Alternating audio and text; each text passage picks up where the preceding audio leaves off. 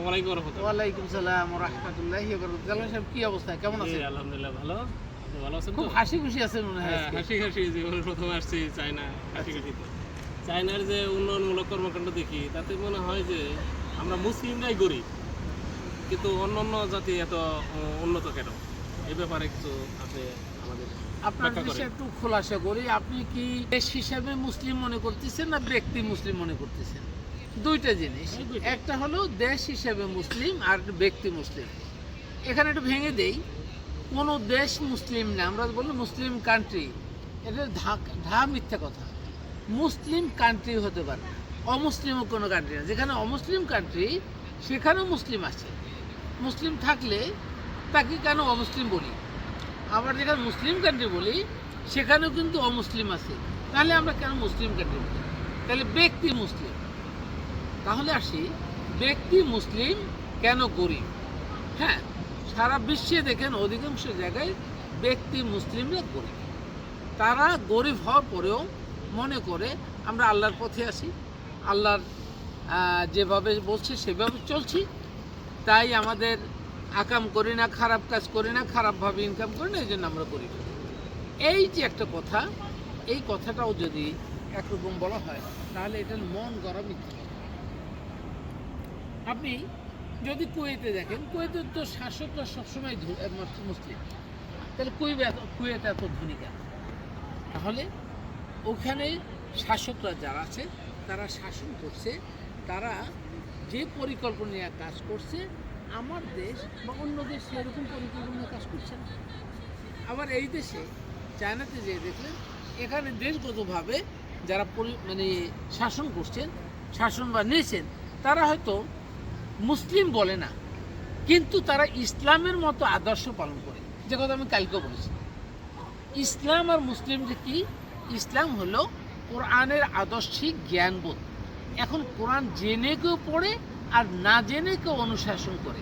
আমাদের দেশে কোরআন পড়ে না বুঝা, আসলে কোরআনটা পড়ে না, বা অধিকাংশ মুসলিমরা কিন্তু কোরআন পড়তে পারে না বা করে না, বা কোরআন নিয়ে গবেষণা করে না। বাস অমুসলিমরা অনেকেই কোরআন নিয়ে গবেষণা করে, অর্থাৎ আল্লাহ প্রদত্ত যে জ্ঞান দিয়েছে এইটি নিয়ে চিন্তা গবেষণা করে মানব কল্যাণের জন্য, দেশের স্বার্থের জন্য তারা কাজ করে। সুতরাং তারা সেইভাবে ডেভেলপ করছে। আমার দেশে মুসলিমরা যদি একটু বলি, কটাক্ষ হয়ে যায় কিনা আমি বুঝতে পারছি না, তবে অনেক জায়গায় বলা হয়। দেখুন, মেজরিটি মুসলিমরা তাদের কাজ কি মুসলিম মনে করে তারা দাড়ি টুপি জুব্বা রেখে এই বাহ্যিক আকার আকৃতি, বাহ্যিক যে পরিচ্ছন্নতা, এইটাকে মনে হয় মুসলিম। বাট এটা তো মুসলিমরা ইসলামও না। ইসলাম হলো আল্লাহ তাআলা কোরআন থেকে দিয়েছে। তিনটা জিনিস আপনাকে মনে করতে হবে, একটা আল্লাহ, একটা রসুল আর রিসালাত।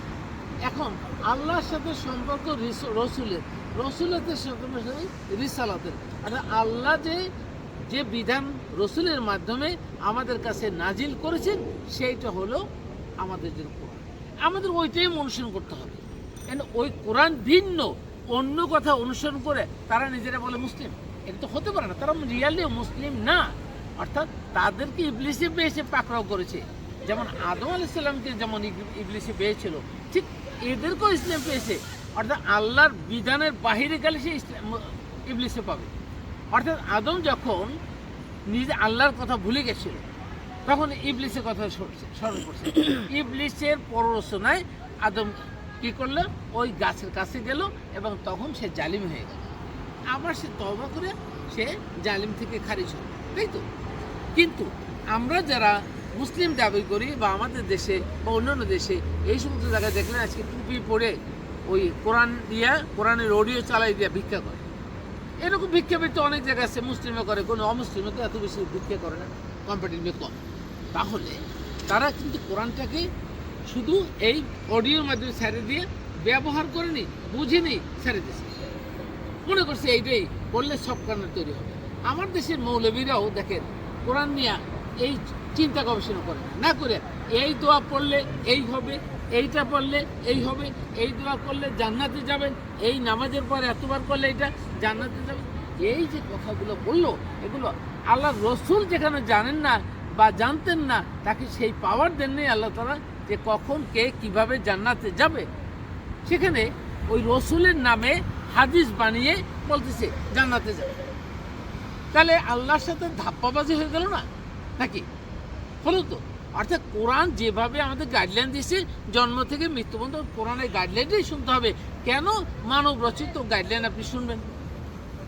এই যে আল্লাহ তাআলা পাইছে, অর্থাৎ এই আল্লাহর কোরআন বাদ দিয়া যখনই হাদিস, যখনই আকাবিদের কথাবার্তা, যখনই শরিয়া, যখনই ফতোয়া, যখনই মুফতিদের কথা শুনবেন, তারা তো কোরআন থেকে খারিজ হয়ে যাচ্ছে। কোরআন থেকে যখন খারিজ হয়ে যাবেন, বিচ্যুত হবেন, তারপর সে আল্লাহর রহমত থেকে বিচ্যুত হবেন না। আর তারা মনে করছে এইটাই মনে আল্লাহর রহমত। কত বড় বোকামির দণ্ডে দণ্ডিত হচ্ছে তারা কোরআন না জানার জন্য। এখন আপনি যদি কোরআন জানতেন, কোরআন বুঝেন, কোরআন নিয়ে গবেষণা করেন, কোনো মুসলিম দুনিয়াতে গরিব হওয়ার কথা না। হওয়ার কথা কি মনে হয়? গরিব হচ্ছে কেন? মুসলিমরা কোরআন যখন বিচ্যুত হচ্ছে, কোরআন থেকে যখন সরাই নিয়ে নিজেদেরকে অন্যদিকে ফেলাইছে, তখনই না মুসলিমরা গরিব হচ্ছে। হ্যাঁ, এখন ধরুন সমসাময়িককালে একটা যুদ্ধের কথা একটু স্মরণ করে দিই। যেমন ইরান কি করলো? ইসরায়েলকে দিদারছে এখন যুদ্ধে জড়িয়ে পড়ে ইরান ইসরায়েলকে সমুচিত শিক্ষা দিচ্ছে। এই শিক্ষা দেওয়ার সময় আমার দেশের মুসলিমরা বা যুব্বাধারীরা বা সাধারণ আলেমরা আহা, ইরান তো খুব ভালো কাজ করছে, হ্যাঁ আল্লাহ ইরানকে এই আরো শক্তি দাও। তারা দোয়াটাই করতে জানে আর বলতেছে যে ইসরায়েলকে হেদায়েত দাও। আল্লাহ বললেন আল্লাহু লা ইয়াহদি কওমাজ জালিমিন, আল্লাহ জালিমদেরকে হেদায়েত দিবেন না। আর ওইকে বললো যে হেদায়েতের জন্য দোয়া করলো, তাহলে কি দোয়া বুঝে করলো না না বুঝে করলো? আপনি যদি চোরকে বলেন আল্লাহ চোরকে আপনি মাফ করে দেন, আল্লাহকে চোরকে মাফ করে দিবে? আল্লাহ ন্যায় বিচারক না? আলাইসাল্লাহু বিহাকামিল হাকিমিন, আল্লাহ কি ন্যায় বিচারক না? তা চোরকে মাফ করলে মাফ করে দিবে? ইহুদি নাসারা তাদেরকে বললে কি আল্লাহ তাআলা মাফ করে দিবে? দিবে না। আর আপনি মুসলিম সাইজা কোরআন না বুঝে বলেন আল্লাহ ওদেরকে মাফ করে দাও, ওদেরকে হেদায়েত দাও, হবে? এত বড় বোকামি করছে কোরআন না জানার জন্য। আর এমন একটা দেশ যেখানে কোরআনের কথা বললে চান্দিনা গরম হয়ে যায়, কারণ তারা ইবলিস। কারণ কোরআনের কথা বললে তাদের গরম লাগে, ইবলিসের। কারণ এই জন্য আল্লাহ তাআলা বলছে ইবলিস কোরআন যখন পড়বা তখন জানবা, তখন কি করবা? ইবলিসের প্রশ্ন থেকে তোমরা আল্লাহর কাছে মাপ চেয়ে নেবা, ক্ষমা চাবা, আশ্রয় চাবা, বলছেন। তাহলে কেন কোরআন পড়ার সময় ইবলিসের প্রশ্ন এই ছেলে মাপ চাইতে বললো বা আশ্রয় চাইতে বললো? কারণ সে জানে কোরআন পাঠ করার সময়, বোঝার সময় ইবলিস তাকে প্রশ্ন করবে, আল্লাহ জানে, এই জন্য মাপ চাইতে বললো। আর এরা করলো কি? ওইটা না বুঝেই ইবলিসের কাজটাই করছে। যারা কোরআন না বুঝছে, কোরআন বোঝার চেষ্টা করেনি, না বুঝে কোরআন ভিন্ন হাদিস সহ অন্যান্য মানবীয় কিতাব এইগুলো যারা অনুসরণ করছে, তারা কি ইবলিস ছাড়া আর কিছু হতে পারে? একটু চিন্তার বিষয়। আমি কারো কটাক্ষ করছি না, কারো দোষ করছি না। আমার এই বক্তব্যের মাধ্যমে যদি কোনো লোক হেদায়েত পায়, সেইটা আমরা মনে করি হেদায়েত। আর উনি যদি আরেকজন হেদায়েত পায়, তা আমার কি উপকার? আমার তো আমার আমলটা হবে, ওনার জন্য ওনার আমল, তা আমি তো কোনো শত্রু না। আর তারপরে আমাদেরকে মনে করছে এরাই মানে শত্রু, এরাই ইবলিসের মতো, অথবা আমাদেরকে মনে করতেছে আমরা ধর্মের ব্যাপারে ফিতনা ছড়াচ্ছি। ফিতনাটা কি এইটাই জানে না? দেখুন তো, আমি কোরআনের কথা বলবো, সেখানে বলছে ফিতনা ছড়াচ্ছে। How it's possible? How dare they are really foolish. They are not dare, they are really foolish, because তারা কোরআন জানে না। তারা কোরআন না জেনে হাদিস অস্বীকার করলেন। How it is mean that হাদিস? হ্যাঁ, আল্লাহ রসুলের মিথ্যাচার করা হচ্ছে হাদিস দিয়া।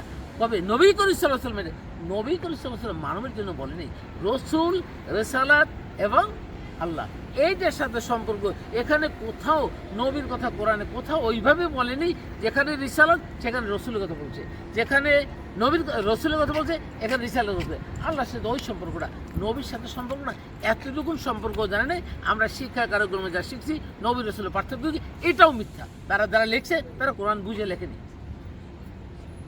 সুতরাং আমি সর্বশেষ বলবো, মুসলিমরা যদি এখন থেকে কোরআন অনুসরণ করে, অন্য সকল কিতাব বাদ দিয়ে ঠিক মতো কর্ম করে, নিজেদের মতো নিজের তাকত মতো কাজ করে, একটা মৌলবী, একটা যারা মাদ্রাসা পরের টাকা নিজের ইচ্ছা মনে করে হাত না পাইতা নিজের থেকে ইনকাম করবে।